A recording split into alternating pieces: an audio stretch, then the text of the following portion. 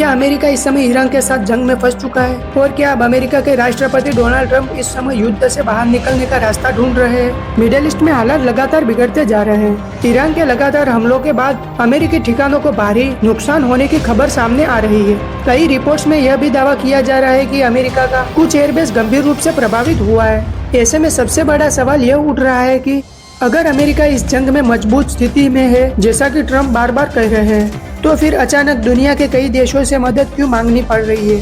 दरअसल इस युद्ध की शुरुआत में अमेरिका प्रशासन का दावा था कि ईरान की सैन्य ताकत को काफी हद तक कमजोर कर दिया गया है, लेकिन अब स्थिति कुछ अलग दिखाई दे रही है।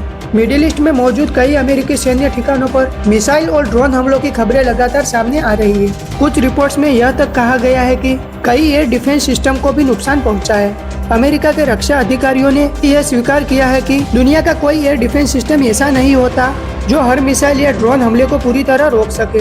यही वजह है कि इस जंग के बीच अमेरिकी रणनीति को लेकर कई सवाल खड़े हो रहे हैं। इसी बीच राष्ट्रपति डोनाल्ड ट्रंप बार बार दावा कर रहे हैं कि ईरान बातचीत करना चाहता है और जंग को खत्म करने के लिए तैयार है, लेकिन दूसरी तरफ ईरान की ओर से अब तक ऐसा कोई आधिकारिक बयान सामने नहीं आया है जिसमें यह कहा गया हो कि वह अमेरिका के साथ बातचीत करना चाहता है। बल्कि ईरान के कई अधिकारियों का कहना है कि जब तक हालात नहीं बदलते तब तक अमेरिका के साथ किसी तरह बातचीत संभव नहीं है। यह कारण है कि इस जंग को लेकर दुनिया भर में चिंता बढ़ती जा रही है। रिपोर्ट्स के मुताबिक अमेरिका ने अब यूरोप के कई देशों से भी संपर्क किया है ताकि इस संकट को संभालने से सहयोग मिल सके।